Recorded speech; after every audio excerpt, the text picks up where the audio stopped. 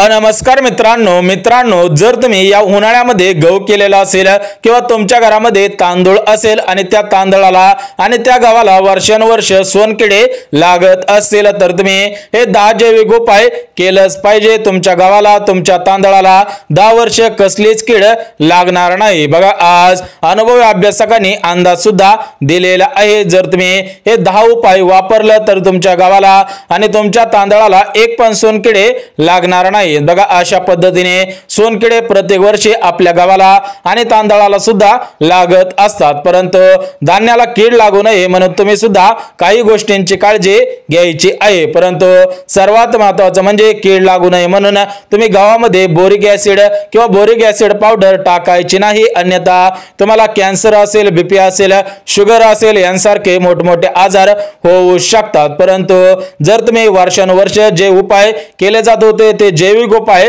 जर तुम्ही गावामध्ये केले तर तुमच्या गावाला कीड लागणार नाही, सोबतच तुमचे आरोग्य सुद्धा चांगलेच राहून जाणार आहे। त्यामुळे तुम्ही सुद्धा हे 10 जैविक उपाय करायचे आहे जेणेकरून तुमच्या गावाला कीड लागणार नाही, तुमचे आरोग्य वर्षानुवर्ष चांगलेच राहणार आहे। त्यामुळे तुम्ही सुद्धा हेच 10 जैविक उपाय केलेच पाहिजेत, अन्यथा तुमच्या गावाला, तुमच्या तांदळाला आणि तुमच्या सर्व कडधान्याला 100% कीडच लागणार आहे। परंतु मित्रांनो, गव्हाला कीड लागू नये म्हणून बोरिक ऍसिड किंवा बोरिक पावडर वापरायची नाही, अन्यथा आरोग्यात 100% धोका सुद्धा निर्माण होणार। जर तुम्हाला आता सध्याच्या स्थितीला लक्षणे जरी दिसत नसले तर तुम्हाला पुढील 3-4 वर्षांमध्ये या बोरिक ऍसिड मुळे मोठमोठ्या आजारांना सामोरे जावे लागणार आहे। जर तुम्हाला वाटत असेल की आपल्याला मोठमोठ्या आजारांना सामोरे जायचे नाही तर तुम्ही हे 10 जैविक उपाय वापरूनच तुमचे गहू सुद्धा सुरक्षित ठेवायचे आहेत। बघा वर्षानुवर्ष हेच उपाय वापरून गहू सुद्धा साठवणूक केले जात होते, गव्हाला एक कीड सुद्धा लागत नव्हतं। त्यामुळे आज आम्हाला सुद्धा अनुभवी अभ्यासकांनी दिलेल्या माहितीनुसार हे 10 जैविक उपाय आरोग्यात चांगले आहेत, सोबतच तुमच्या गव्हाला, तुमच्या धान्याला कसलीच कीड लागत नाही। याच्यामध्ये हळद असेल, चुनखडी असेल, सोबतच लिंबाचा पाला असेल, लिंबोळे असतील, सोबतच एरंड तेल असेल, म्हणजेच या विविध गोष्टी आहेत। जर तुम्ही या 10 जैविक उपायांपैकी कोणता जरी एक उपाय केला तरी पण तुमच्या धान्याला कसलीच कीड लागणार नाही, तुमचं धान्य 10 वर्ष चांगल्या पद्धतीने राहणार आहे। त्यामुळे हे 10 उपाय कोणकोणते आहेत ते सुद्धा आपण लगेच बघून घेऊयात। परंतु मित्रांनो, जर चॅनल वरती नवीन आला असाल तर चॅनलला लगेच सबस्क्राइब सुद्धा करून ठेवायचं आहे, जेणेकरून महत्त्वपूर्ण अपडेट तुमच्यापर्यंत सर्वात अगोदर येऊन जातील। बघा मित्रांनो, या 10 उपायांपैकी पहिला जो जैविक उपाय आहे तर तो पहिला जैविक उपाय म्हणजे चुन्याच्या पुड्या। बघा आपला जो रेग्युलर खायचा चुना असतो तर त्याच्या आपण चुना पुड्या सुद्धा घेतलेल्या आहेत। याच्यामध्ये तुम्ही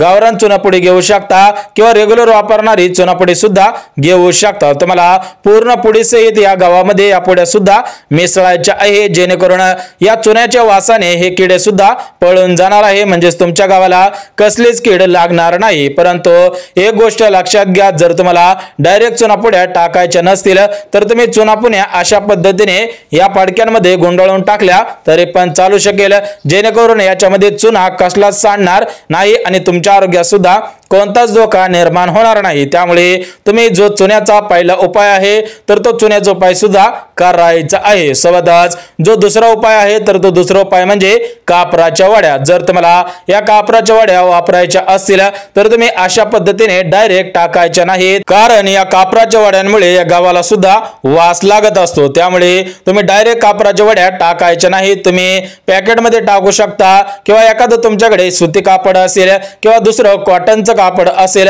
तरी पण तुम्ही त्याच्यामध्ये या कापराच्या वड्या गुंडळू शकता आणि त्या ठिकाणी हे जे फडकं आहे तर ते फडकं डायरेक्ट तुम्हाला गव्हामध्ये सुद्धा बुडवायचं आहे। परंतु अशा मोकळ्या तुम्हाला कापराच्या वड्या टाकायच्या नाहीत।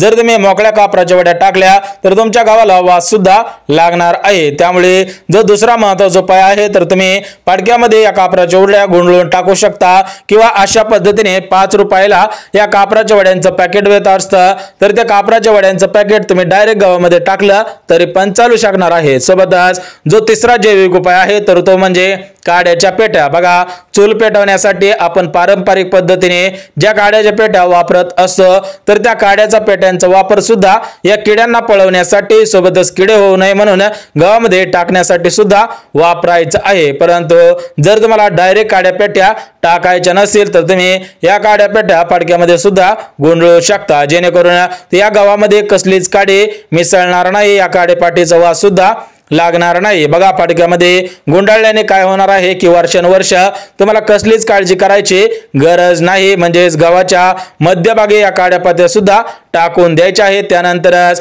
तुम्हाला सुद्धा याचा फायदा 100% दिसणार आहे। सोबतच मित्रांनो जो चौथा जैविक उपाय आहे तर तो चौथा जैविक उपाय म्हणजे तेजपत्ता। बघा आपण रेग्युलर जेवणामध्ये तेजपत्ता टाकत असतो, परंतु जर तुमच्या गावामध्ये किडे होऊ नये असं तुम्हाला वाटत असेल तर तुम्ही गावामध्ये डायरेक्ट तेजपत्ता सुद्धा टाकू शकता। या तेजपत्त्याच्या वासाने सर्व किडे पळून जाणार आहे, तुमच्या गावामध्ये एक सोनकिडा सुद्धा शिल्लक राहणार नाही, दुसऱ्या कोणत्याच प्रकारची कीड तुमच्या गावाला लागणार नाही। बघा तुम्हाला जर तेजपत्ता डायरेक्ट गावामध्ये टाकायचं नसेल तर तुम्ही तेजपत्ता सुद्धा फडक्यामध्ये गुंडाळून टाकू शकता। सोबतच जो पाचवा जैविक उपाय आहे तो सर्वांना माहिती आहे, परंतु हा उपाय तुम्ही जर चांगल्या पद्धतीने अचूक पद्धतीने केला तर याचा रिझल्ट 100% भेटत असतो। बघा पाचवा उपाय म्हणजे लिंबाची पानं, लिंबाच्या काड्या किंवा लिंबाच्या लिंबोळ्या घेतल्या तरी पण तुम्हाला याचा रिझल्ट 100% भेटून जाणार आहे। बघा तुम्ही डायरेक्ट याच्यामध्ये लिंबाचा पाला टाकू शकता, परंतु काय होतं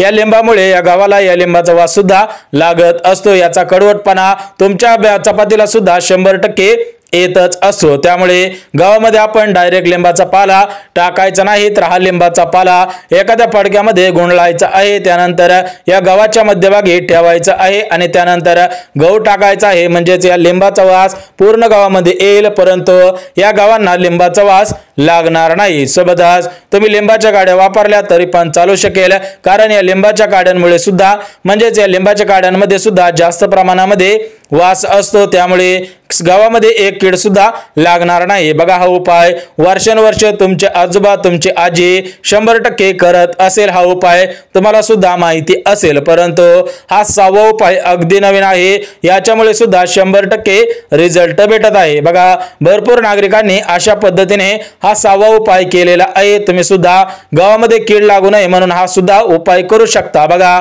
जो सहावा उपाय आहे तो म्हणजे टणटणी। बघा आपल्या गावाखेड्यांमध्ये कुठे पण तुम्हाला टणटणी भेटून जात असते तर तुम्ही डायरेक्ट गावामध्ये टणटणी सुद्धा टाकायची आहे, तर या टणटणीमध्ये सुद्धा महत्त्वाचा वास असतो, त्यामुळे गावामध्ये एक कीड सुद्धा येत नाही, याच्या वासामुळे सर्व किडे दूर पळून जातात आणि काही किडे याच्या वासामुळे मरून सुद्धा जातच असतात। त्यामुळे तुम्ही टणटणीचा पाला डायरेक्ट टाकू शकता किंवा फडक्यामध्ये सुद्धा गुंडाळून टाकायचा आहे, म्हणजे तुमच्या गावाला कसलाच वास लागणार नाही, ते किडे सुद्धा पळून जाणार आहे। सोबतच जो सातवा उपाय आहे तर तो सातवा उपाय म्हणजे हळकुंड। बघा ज्या पद्धतीने आपण हळद बनवत असतो त्याच पद्धतीने आपण ते हळकुंड या गावामध्ये टाकायचे आहे। जर तुम्ही थोडीफार हळद टाकली तरी पण चालू शकेल, परंतु जर तुम्हाला हळद टाकायची नसेल तर तुम्ही हळकुंड सुद्धा टाकू शकता। या हळकुंडामध्ये सुद्धा जास्त प्रमाणामध्ये फॉस्फरस असं, त्यामुळे तुमच्या गावाला एक कीड सुद्धा लागणार नाही, तुमचे गहू वर्षानुवर्ष चांगलेच राहणार आहे, म्हणजे तुम्हाला या हळकुंडामुळे आरोग्यास धोका नाही,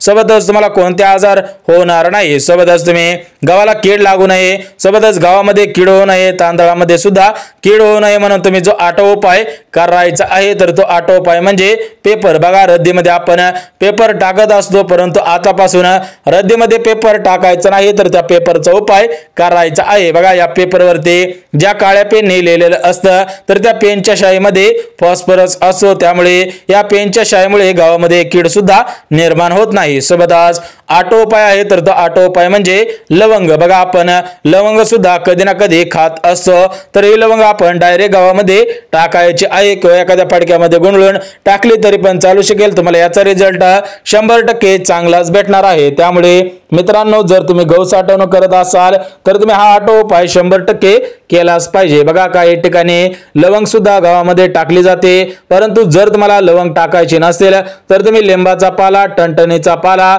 सोबतच जे तुम्हाला विविध उपचार सांगितलेले आहेत ते उपचार जरी केले तरी पण चालू शकेल। आठवा उपाय म्हणजे लवंग। त्याच पद्धतीने जो नववा उपाय आहे तर तो नववा उपाय म्हणजे गारगोटी। बघा आपल्या गावाखेड्यामध्ये कुठे पण तुम्हाला गारगोटी भेटून जात असते, तर या गारगोटीचं काय करायचं आहे तर ही गारगोटी डायरेक्ट तुम्हाला गव्हामध्ये किंवा तांदळामध्ये टाकायचे आहे। या गारगोटीच्या वासामुळे एक पण कीड, एक पण सोनकीड तुमच्या गावामध्ये येणार नाही, तुमचे गाव वर्षानुवर्ष चांगल्या पद्धतीने राहणार आहे। त्यामुळे मित्रांनो तुम्ही सुद्धा याचा वापर करायचा आहे। आणि जो 10वा उपाय आहे तर तो 10वा उपाय म्हणजे एरंडल तेल किंवा एरंड्याचे पाला जरी टाकला तरी पण चालू शकेल, कारण या एरंड्याच्या तेलामध्ये अशा पद्धतीने वास असतो की त्या वासामुळे एक पण सोनकिडे तुमच्या गावाला लागणार नाही। त्यामुळे मित्रांनो तुम्ही या 10 उपायांपैकी कोणता उपाय केला तरी पण चालणार आहे। याच्यामध्ये तुमच्या आरोग्याला तुमच्या शरीराला कोणताच धोका निर्माण होणार नाही। बघा विविध अभ्यासक आहेत त्यांच्यामध्ये आरोग्याला बोरिक ऍसिडमुळे